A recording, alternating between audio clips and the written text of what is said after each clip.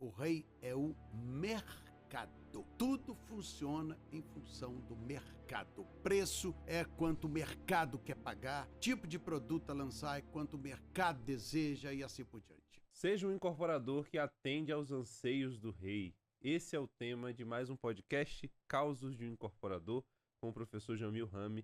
Ele que já tem 4 décadas de incorporação, é considerado por muitos como o Papa da incorporação no Brasil, uma das maiores referências, fez mais de 120 empreendimentos, contando aí com mais de 17 mil incorporadores formados.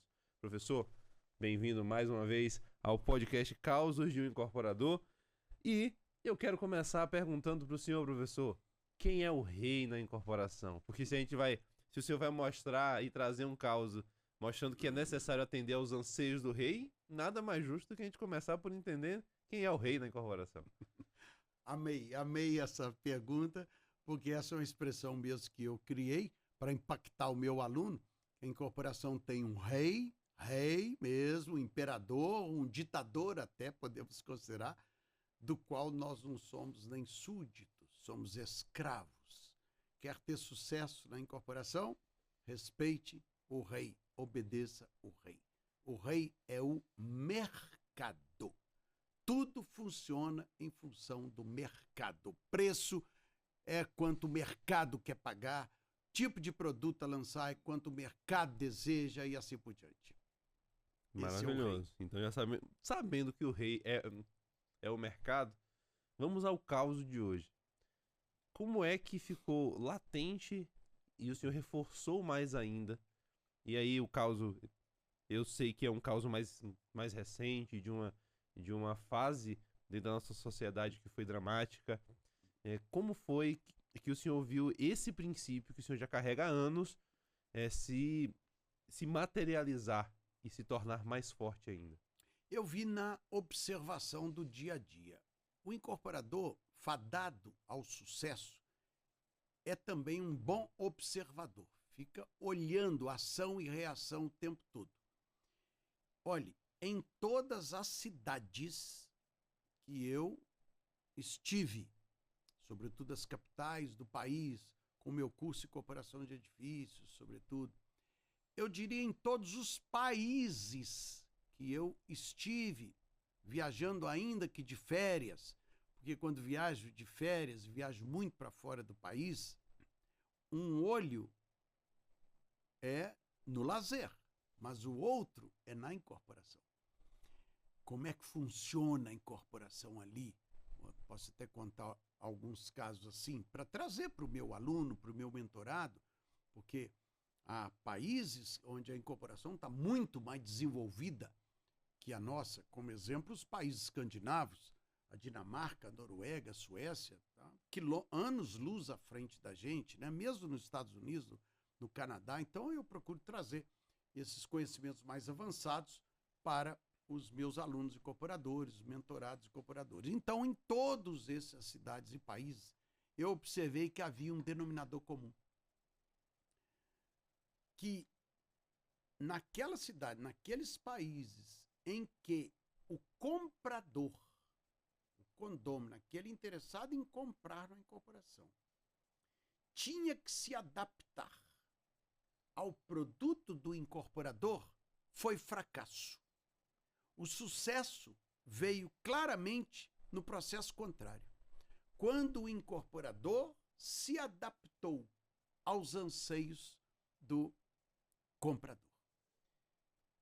Até para defender essa tese, tem a nossa própria incorporação. Não sei se você que nos ouve, você e as pessoas que nos ouvem, nos veem, sabem que a nossa incorporação aqui do Brasil, que já completou 60 anos, agora, em 16 de dezembro de 2024, completou 60 anos com a Lei 4591,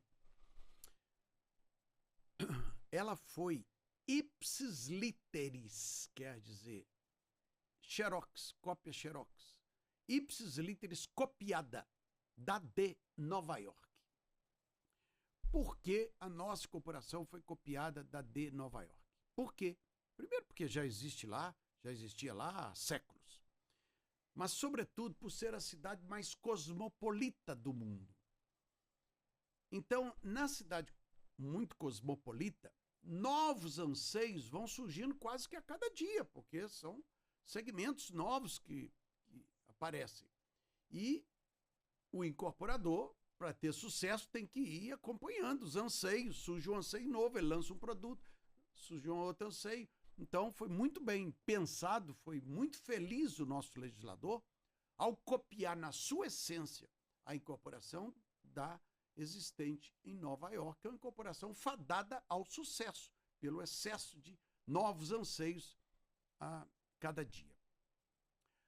Nós aqui, você estava se referindo, eu entendi, né, a própria pandemia que o mundo todo sofreu.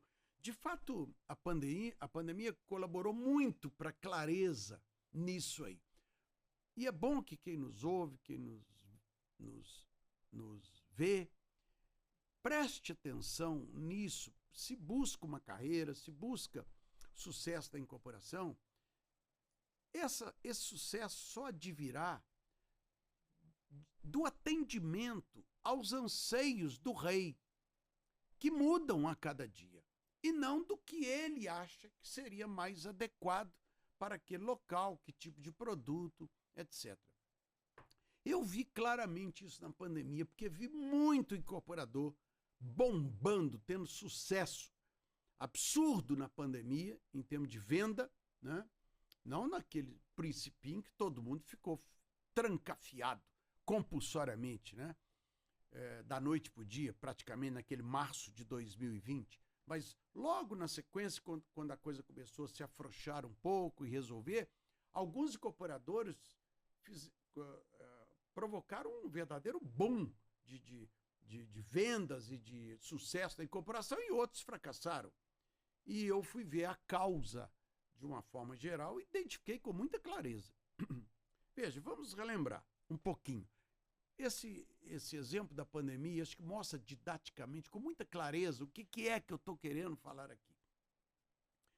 Da noite para o dia, compulsoriamente, as pessoas ficaram trancafiadas em casa naquele março de 2020. A maioria esmagadora passou a ver o mundo por uma janela do seu apartamento, por exemplo, que tinha 1,40 m de largura, mas que uma folha se corria sobre outra, então ele tinha um espaço livre de 70 centímetros apenas, e naqueles 70 centímetros, muitos ficaram debruçados ali, vendo o mundo lá fora. Naquele espaço apertado, para uma família inteira, muitos espaços foram disputados, porque começou a pandemia a trazer até um sofrimento mental para muitos, até princípio de depressão, porque não viam o mundo acontecendo, então queriam estar na janela, e havia até disputa por essa janela, né? E uma pessoa que estava na janela ali, vendo o mundo daquele espacinho, observou que no edifício da frente, que o morador também estava confinado, mas ali havia uma varandinha com a mesa e 4 cadeiras. E aquele morador ali estava de calção, com o computador na mesa, trabalhando em home office, naquele conforto daquela varandinha, ainda que pequena. Totalmente diferente dele, que estava espremido no espaço de 70 centímetros para ver o mundo passar em pé ali no maior desconforto, né? Então, aquilo suscitou de imediato o desejo, o anseio daquele morador de fazer uma mudança um dia que ele puder para um outro apartamento que tivesse uma varandinha. Por quê? Porque naquela época, não sei se você se recorda, eu me lembro muito bem, porque sou um bom observador, visando o sucesso da incorporação e dos meus alunos. Todos naquela época, todos os habitantes do planeta Terra tinham um pensamento, tal a dramaticidade criada pela Covid, que um dia poderia haver uma nova pandemia. Que ninguém conhecia o que era aquilo, e a consequência foi da noite para o dia, todo mundo trancafiado, muitas pessoas morrendo, foi um desespero mundial. Então aquilo era um sentimento que estava nas pessoas, de que um dia, quando aquilo tivesse solução, mas um dia poderia haver uma nova pandemia. E se isso acontecesse, que fosse daqui a 10 anos, dali a 10 anos, ele queria estar como aquele outro morador da frente, numa varandinha, com uma mesa e 4 cadeiras de calção ali, com trabalhando. Um pouco mais de conforto, né? Mais conforto. Então, o que fez o incorporador? Passou, para dar um exemplo dessa varandinha, né? Um exemplo bem específico. Há muitos exemplos, mas apenas esse. Passou a lançar um projeto similar a esse, mas que tinha uma varandinha. Na hora da venda, ele orientava o corretor a falar: meu amigo, você concorda que um dia possa ocorrer uma nova pandemia? Claro, sim. Todos falavam: é possível. Você já pensou, se ocorrer, olha o conforto que você vai ter. Você vai ficar trancado em casa, mas vai ficar aqui, ó, nesse espaçozinho de mesa, 4 cadeiras, vai pôr seu computador, vai ficar de calção, tomando sol. Aquilo foi um argumento de venda estratosférico para ele, né? Porque ele estava sofrendo muito. Muitos outros exemplos iguais àquele vieram. Por exemplo, todos ficaram trancados em home office, forçados da noite para o dia. Então, o que a maioria teve que fazer? Poucos apartamentos tinham uma estrutura de home office, né? Ninguém nem trabalhava dessa forma na maioria das vezes, né? Então, o que ele teve que fazer? Teve que continuar trabalhando em home office. Ele foi lá no quartinho dos brinquedos do filho dele, né? Pegou uma mesinha pequena, empurrou os brinquedos para lá, pôs a cadeira, uma mesinha, o computador em cima para poder trabalhar.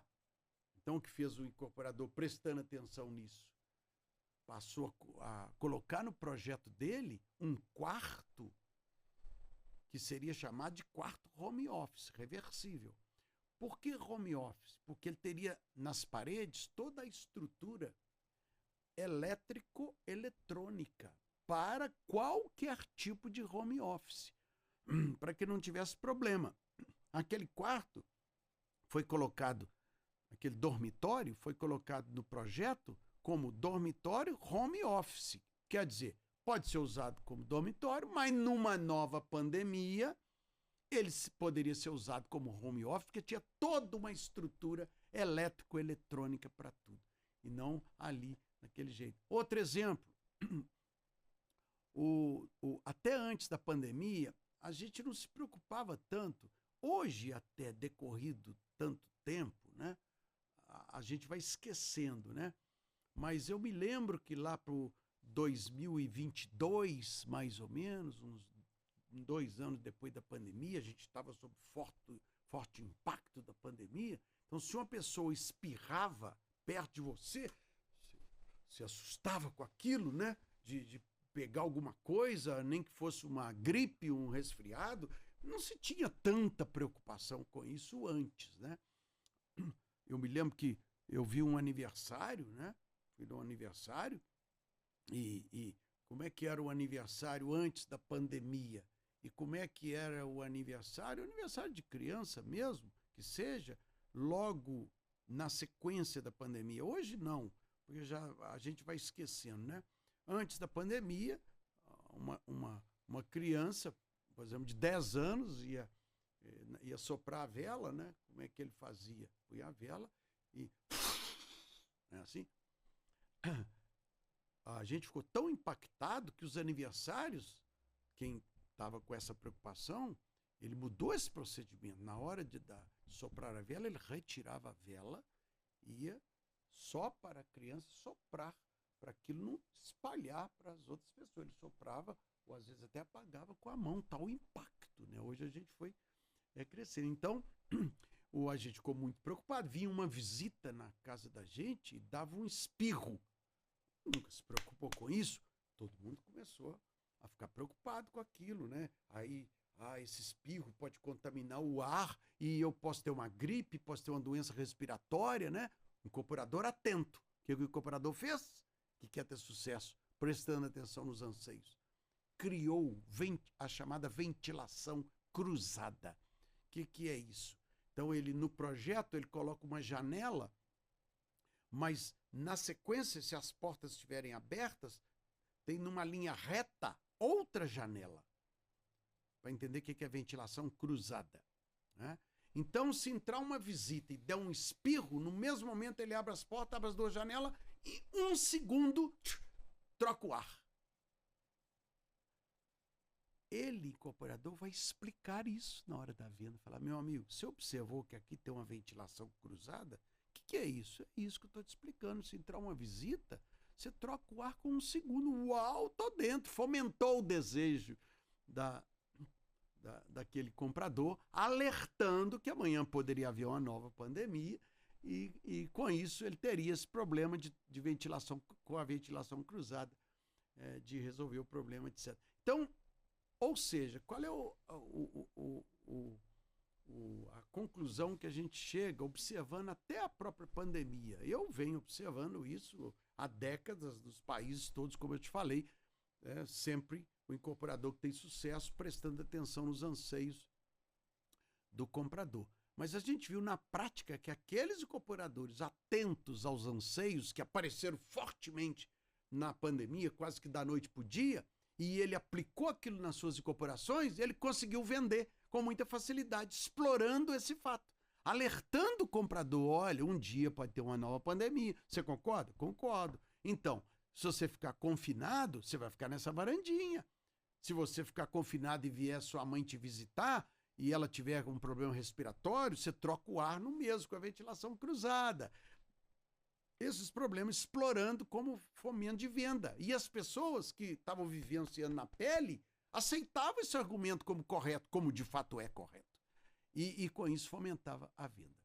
Eu vi, bom, isso em princípio só para responder aí a sua pergunta, que de fato prestar atenção aos anseios dos compradores é o caminho para o sucesso de uma incorporação e não o caminho contrário, como a gente vê em muitas situações. Atender aos anseios do rei. Atender aos anseios de quem manda, no final das contas, na viabilidade das incorporações. Eu vi isso muito em vários países, como falei, poderia até citar, se você me permite, poderia citar em vários países que eu vi essa tendência de sucesso quando o incorporador presta atenção nos anseios e vice-versa, quando não presta.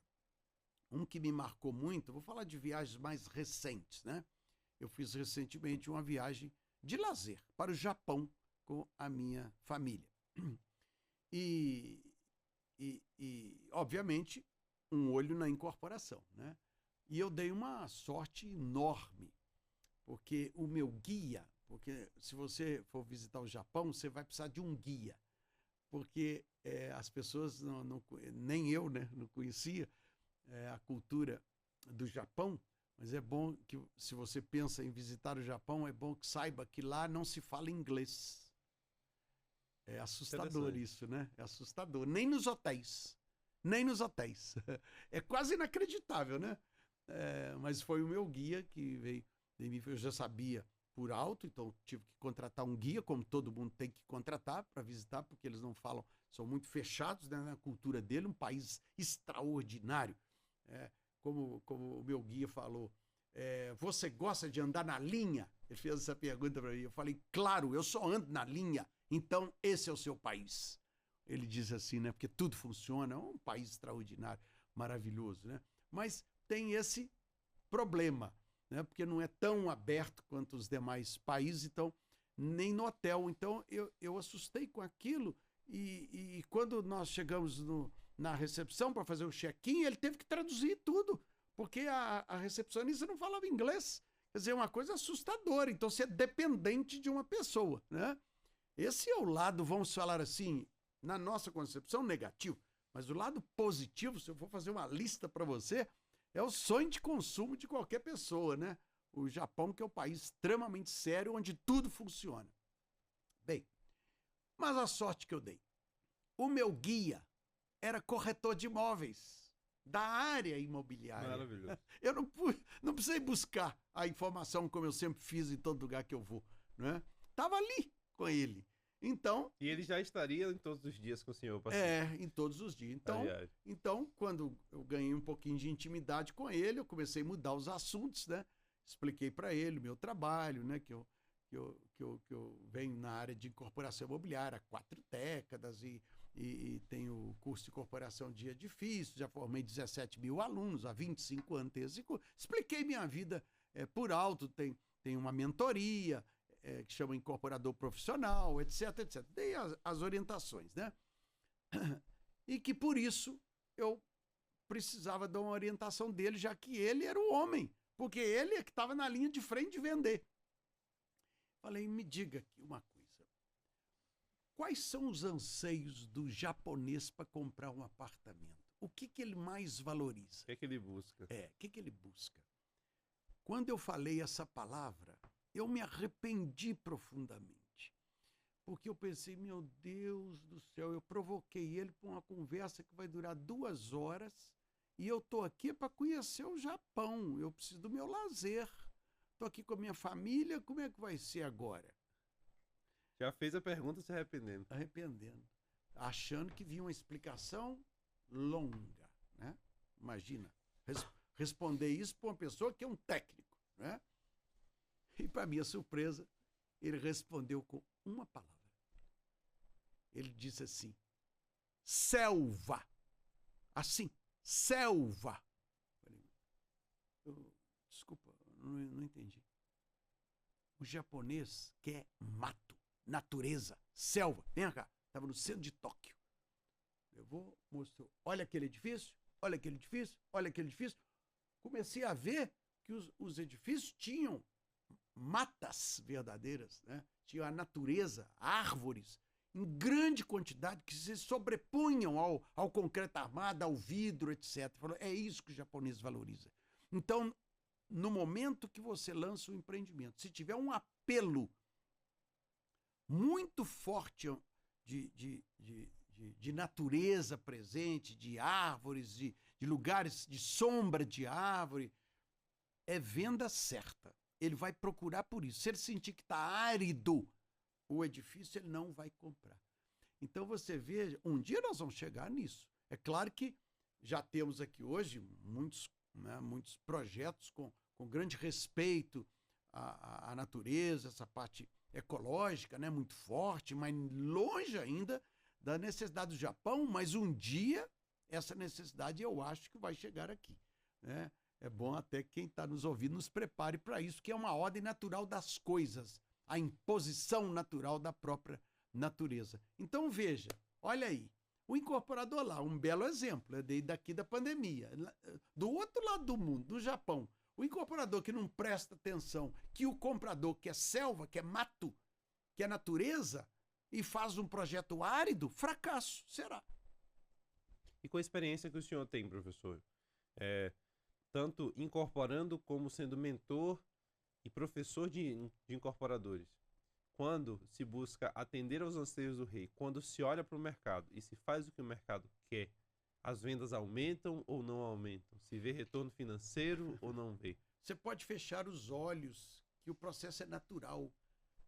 Atendendo os anseios do incorporador em todos os aspectos, não só no tipo de empreendimento, mas também no preço de venda, que tem que atender aos anseios do comprador. O que eu estou dizendo preço de venda? O preço de venda de uma unidade não é aquele que o incorporador acha que vale. É quanto o mercado está disposto a pagar. Preço é sempre o máximo que o mercado paga. É até por isso que quando um aluno, um mentorado fala assim, professor, eu estou com medo de não vender. Eu falo, isso não existe na incorporação, porque é de trás para diante. Primeiro você irá ao mercado, perguntar qual é o máximo que você paga através de pesquisa de mercado. 3 meses depois, quando você chegar com o produto com aquele preço, como é que ele não vai comprar?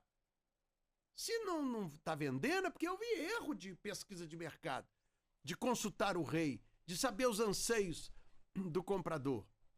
E para atender os anseios do rei, aqui como dica prática e já encaminhando para o nosso final, para atender aos anseios do rei, o incorporador, o aspirante a incorporador que está nos ouvindo hoje, qual a primeira atitude, qual a primeira atividade, o que é que ele deve fazer agora? Terminou esse podcast e ele está convencido, agora eu entendi que eu tenho que atender aos anseios do rei. Qual a primeira atitude que ele deve tomar acabando esse podcast aqui? A óbvia. Buscar conhecimento pleno sobre a incorporação imobiliária nas 3 áreas, técnica, jurídica e comercial. Porque nesse conhecimento pleno virá a clareza da pesquisa de mercado, como fazê-la coeficiente, sem utilização de capital próprio, porque o incorporador foi criado para ser um prestador de serviço, de maneira a descobrir com clareza e segurança qual é o verdadeiro anseio daquele comprador do seu empreendimento. Então ele deve entender o que é uma pesquisa de mercado e buscar fazer o mais rápido possível, Isso certo? aí. Exatamente. Maravilhoso. Com esse baita aprendizado de que você, incorporador, deve olhar para o rei, deve atender aos anseios do rei, nós finalizamos mais um episódio do podcast Causos de um Incorporador. Muito obrigado, professor. Com o professor Jamil Rami, compartilha esse episódio, deixe o seu like, traga amigos da incorporação para assistir os próximos episódios conosco e nos vemos no próximo episódio.